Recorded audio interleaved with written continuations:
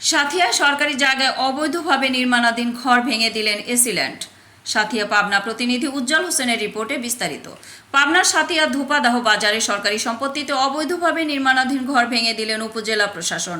সোমবার 4 আগস্ট দুপুরে ধোপাদাহ বাজারের উপজেলা সহকারী কমিশনার ও এক্সিকিউটিভ ম্যাজিস্ট্রেট সাদিয়া সুলতানার নেতৃত্বে সেনাবাহিনীর সহায়তায় এ অভিযান পরিচালনা করা হয়।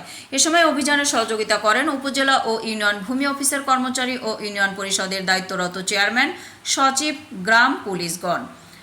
স্থানীয় বাসিন্দাদের অভিযোগে জানা গেছে, ধোবাদাহ মৌজায় RS খতিয়ান নং 705 দাগ নং 764 এ 27 শতক ও RS খতিয়ান 718 দাগ নং 771 এ 6 শতক জায়গা জোর করে প্রভাব খাটিয়ে সেখানে অবকাঠামো নির্মাণ করছিল পার্শ্ববর্তী চেনিলালের ছেলে রফিক ও শিহাব।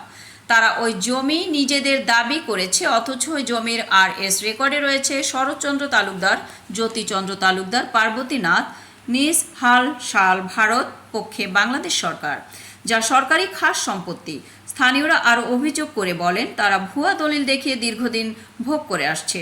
এখন তারা পুরো 1 বিঘা জায়গা দখল করে নিয়ে অবকাঠামো নির্মাণ করেছিল।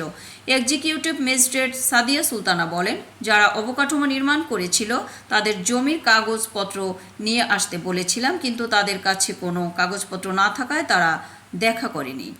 মানে প্রায় 4-5 দিন আগে থেকেই এরকম শোনা যাচ্ছে। আমি কয়েকবার আমার তহসিলদারকে পাঠিয়েছি, আমার কাছে এবং ইউএনও স্যারের কাছে সরাসরি এবং ফোনে অভিযোগ আসে, তো পাঠিয়েছি, বাট ওরা এটাতে মানে না। যার কারণে আজকে সেনাবাহিনীর সহায়তায় আমি এখানে আমার টিম সহ সবাই এসে আমরা এটা প্রথমে আলোচনা করতে চেয়েছিলাম। তাদেরকে সময় দিয়েছি যে তাদের যদি কোনো কাগজপত্র থাকে তারা যেন দাখিল করে।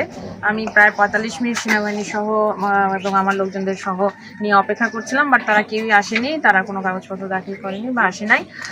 পরবর্তীতে যেহেতু উঠিয়ে ফেলেছে ঘর এবং আমি সকলের সরকারি সম্পত্তিতে যেহেতু ঘর উঠছে এবং এটা অবৈধ, এই কারণে আমি এটা হয়ে গেলে তখন আমার আরেকটু যেহেতু করা অবস্থায় আমি এটা ভেঙে দিলাম এবং সকল যেগুলো কাজ করছিল এগুলো নিয়ে গেলাম। এগুলো আমি হয়তো এটা নিলাম করে চালান করে দিব। আর সবাইকে সতর্ক থাকার পরামর্শ দিচ্ছি। আসলে কাগজপত্র নিয়ে তারপরে তাদের যদি হয় তাহলে সেভাবে তারা কাজ করবে, বাট আগেই সরকারি সম্পত্তি বেদখল হওয়ার হাত থেকে রক্ষা করার জন্যই আমাদের আসলে অভিযান।